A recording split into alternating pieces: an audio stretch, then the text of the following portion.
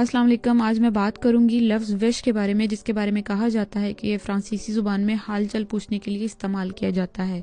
ये एक adverb interrogative है, यानी कि सवाल पूछने के लिए इस्तेमाल किया जाता है इस लफ्ज़ को।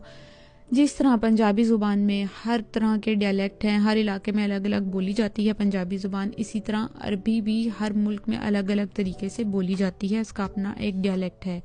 ये लफ्ज़ विश ये आया है अलजायर की ज़ुबान से, अल्जेरी की ज़ुबान से, और इसको एक और लफ्ज़ के साथ मिला के पढ़ा जाता है वेश कयान, जिसका मतलब है व्हाट हैपनिंग, किया तिल, क्या हो रहा है।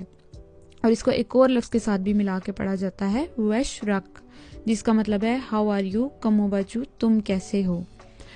अब ये लफ्ज़ है, इसको डेली रूटीन में इस्तेमाल तो आप कर सकते हैं, लेकिन बहुत ही करीबी लोगों के साथ आप इसको इस्तेमाल करेंगे।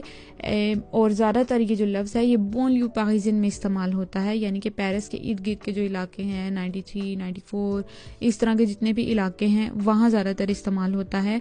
मेन पेरिस में बहुत कम ये लफ्ज़ सुनने को आया है, क्योंकि ये बहुत ज़्यादा जिन लोगों से आप फ्रैंक होते हैं उनके साथ इस्तेमाल कर सकते हैं।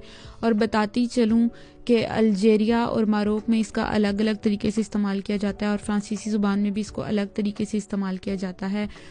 आप किसी को कहें वश, यानी कि क्या हो रहा है, क्या चल रहा है, कैसे हो तुम, तब ये इस्तेमाल किया जाता है।